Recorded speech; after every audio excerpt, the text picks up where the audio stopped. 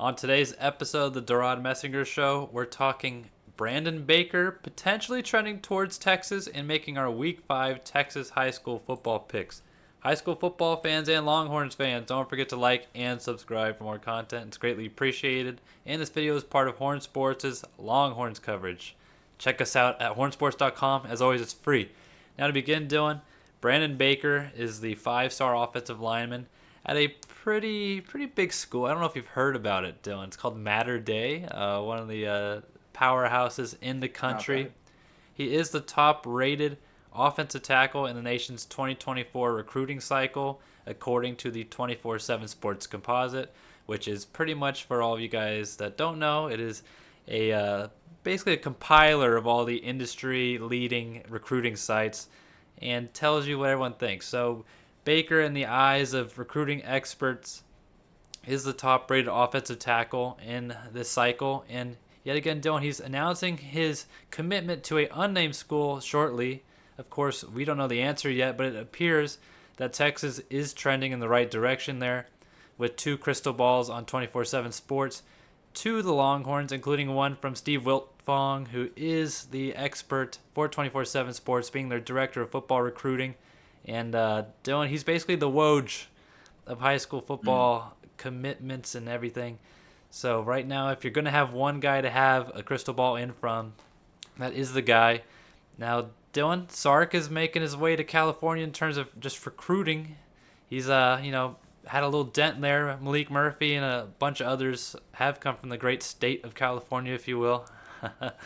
Austinites, take your California jokes and pause them here. But Dylan, how are you feeling about this potential addition in Brandon Baker yet again? Still a couple days out, but Texas looks good so far.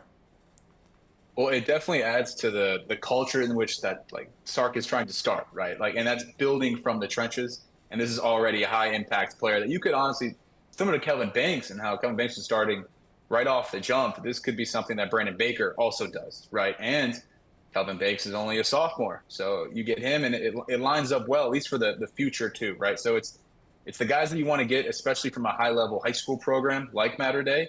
And that's the biggest thing too, because you can always wonder, like, well, who are they paying? Like, who are they playing, right? That was like a big concern with like Arch Manning. We have still yet to see how he will do in college football, but like it was like, well, who's he playing in high school? But with Mater Day, you already know they're playing high level talent in just California and in his own practices, right? Because That might be the everyone on biggest his thing, team, honestly. His Matter Day is yeah, consistently, if you're on their roster, there's a good chance you're having a D1 offered to a Power 5 school. So, yeah, not a bad. and iron sharpens iron, Devon. So like the best way to get better is to play against better players too, right? So like that already helps as well. According to 24/7 Sports and kind of like their scouting report, he's good at getting to the second level. The biggest thing too is he kind of plays mad. If you watch the tape, he is driving those players to the ground, and that's the biggest thing, Devon. If you want my big three traits for an offensive lineman I want on my team, that's size, that's Nastiness. mentality, yeah, mentality, so like nastiness, right? And then the sense of like they're also a leader. They own the locker room. You hear that from like the NFL players, like the offensive linemen, right? That's where a lot of players look towards, right, in terms of like what the locker room says. And he simply wants to crush defenders, like I'm saying, where he plays mad. Like these defensive linemen are trying to get to your quarterback, who is the most important player on the team and helps you get to victory, right? So like you want your offensive lineman to protecting him like a castle, right? Oh, Basically, right? gosh. You Is want your my analogy, offensive however you linemen want to to be say. moats, is what Dylan is saying over there. Exactly. Great, yeah. Way to translate that, and the You're ability to welcome. adapt too, because like defensive linemen can vary in the sense of how they get to the quarterback. So how some of them might use power, right, or finesse, or pure speed to get around the tackles, right? So like you want a player to kind of fit all three of those traits, and that's how you know like you have a good chance of being successful, right? And you saw that a lot when he was playing on his tape, right? And there was also a clip towards the end of his junior tape, Devin, where you see him setting the edge for the running back, and as the running back is taking off into the end zone, you see him celebrating in the background because he's jacked up that he had a perfect block, right? And that's exactly what you want out of the guys that you're adding to your locker room. Plus, he's 6'5", 285. And for comparison, I know I'm saying Kelvin Banks a lot, Devin, but he's 6'4", 318. So he's got about, Yeah. what, 33 pounds? I'm not like a math guy too much, but like around that range. And right now he obviously is still in high school. So once he gets to college, eating a ton of food. We've talked about this like last year with all the players they added, where it's like get him in the locker room, start lifting weights, get on the nutrition plan, and they'll beef up. So and that's exactly what you can kind of expect from his frame and length. He'll be able to grow into that. So he marks a lot of check boxes that you'd want on your team, especially at left tackle or even right tackle, depending on who's still in the program when he gets there and when he's starting. Right. So I like it. If he joins Devon, I think that's huge, especially if you get the one of the most important positions in the country and he's the best at it. There you go. It's exactly what Texas should be trying to be in for.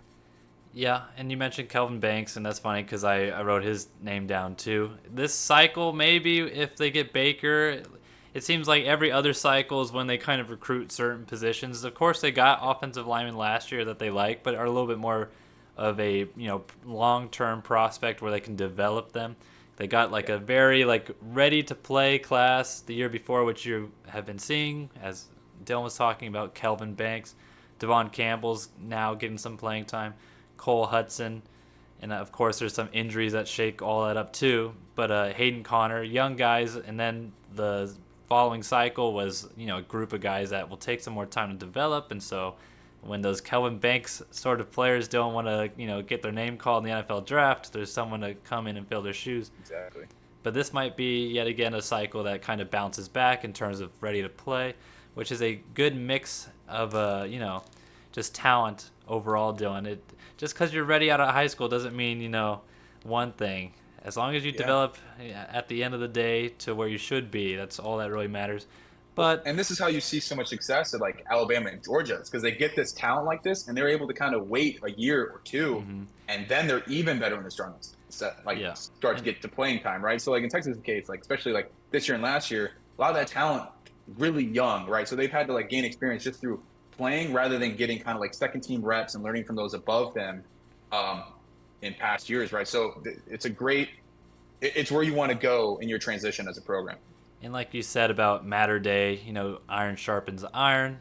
If you're at UT, the 40 acres, you're playing against a lot of guys that will be future starters at the Power 5 level at one of the best teams in the country right now. There's no better way. And then when you're not starting too, those freshman year, sophomore years, if you're not getting on the field too much, you're also, as Dylan said, eating well. I know the 40 acres has good food in their so-called tank. And I've tried doing it. They don't want to let me anywhere near there.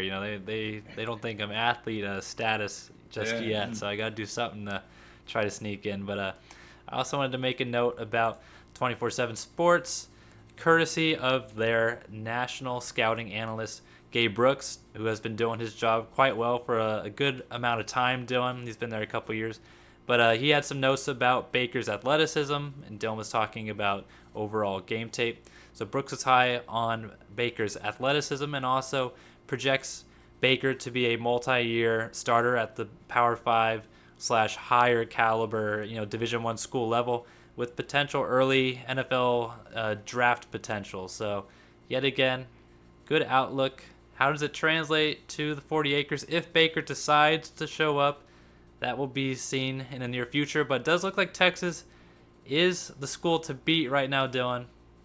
But yet again, you gotta A, win a commitment, and B, if you're able to get the commitment, keep it until past the signing day. That's been the new tricky part for coaches, but Texas also seems to be the ones that are stealing people at signing day that Dylan knows well too much about over there. But All right, we don't need to bring that up. All right, we were doing so well.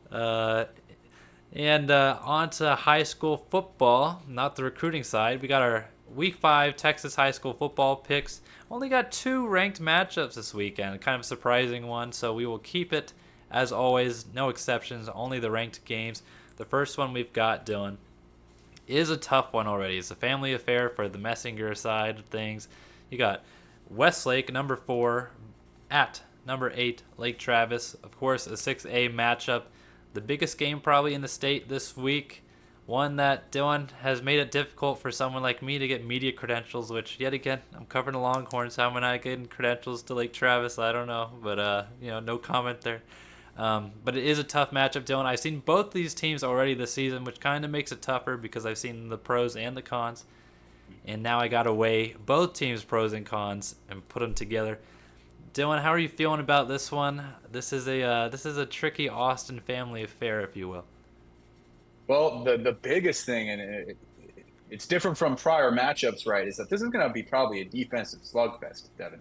Just based off kind of how these teams have played throughout the season. I know we've talked about Lake Travis now, I think twice against Arlington Martin and Cibolo Steel, in which they both won those games. So if you're going purely off of like strength of schedule, Lake Travis has played better opponents than Westlake this season.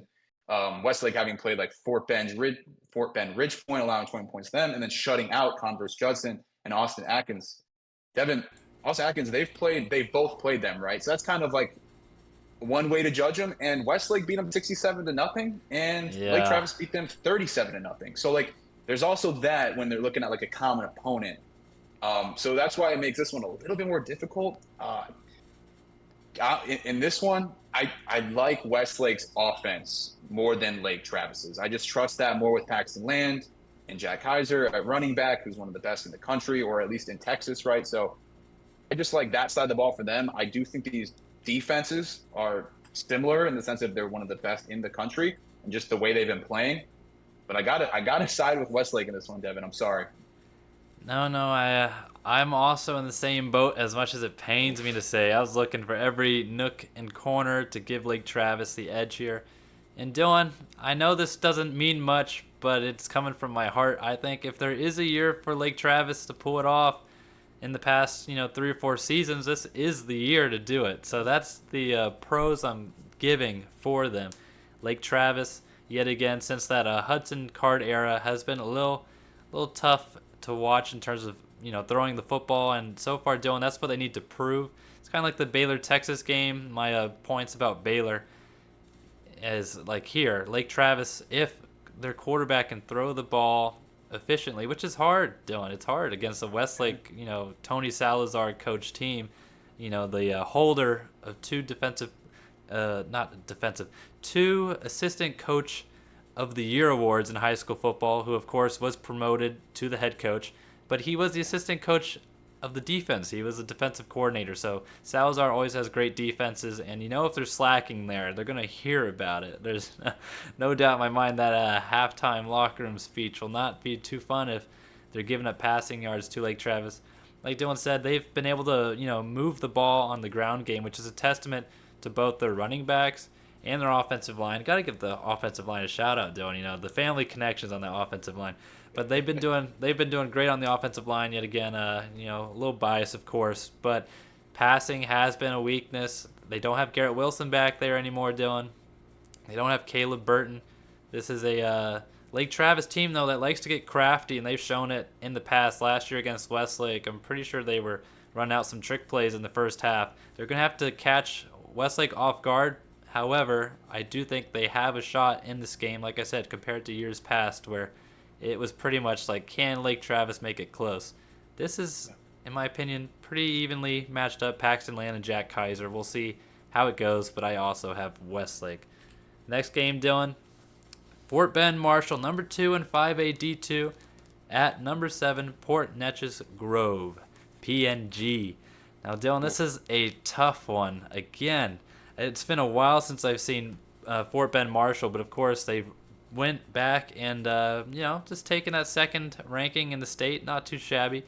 Back when I was covering them, they had Devon Chain and Dylan's boy, Texas State quarterback Malik Hornsby. These teams, in terms of Marshall, are always historically level fast. I don't pick against fast teams, Dylan, especially in high school football. There are some slow teams that get jobs done, but that's because they're so well coached, A, and B, their schemes are just so funky. But I do have Fort Bend Marshall in this one. Senior quarterback Caleb Bright and junior wide receiver Andre Feast. I mean, Dylan, come on now. Feast. You know what's going to be happening on Friday? Says it all. There's going to be some feasting. I got Oh Fort Bend no. Marshall. Got to end it with a pun there, huh? Of course. What's your take now? You can't beat Yeah, that. so You can't beat I know, that. and when you're talking about with a team that doesn't have speed, you got to talk about just the mythology and how methodical they are, right? And taking apart the team they're facing. And I don't want to take anything away from like Port Neches Groves, Devin, but they struggled off the bat. I think they lost their first game. And then quarterback Shea Adams, he's dealing with what could possibly be an ankle injury against West Orange Stark. Almost said Shark. Stark. You just love those Long Island Sharks. We got the fan Yeah, club man, brewing here. we're bringing it back. We We got better 3 not do this fans again. now. Long Island getting so much media. But yeah, I mean, they do have a good running back in Isaiah Nguyen, but again, without their quarterback, who's the dynamic player, this Fort Bend. I am Marshall. slurring up all my It's words, okay. but yeah, It's okay. Fort Bend Marshall I'll defense. get you through They can this. fly around the field, especially led by defensive back Joshua Laird, Devon. So I got to go with Fort Bend here. It's going to be a tough one for Fort Neches Groves. Hopefully they can bounce back later because I do think they're a good team, but this is not one that you want to be having an injury at one of your most important positions going into it. Definitely. And on the plus side for them, it is a home game, Dylan. So if there's ever a shot to pull off the unthinkable, of course, they're a ranked team, so not entirely unthinkable. This is the week.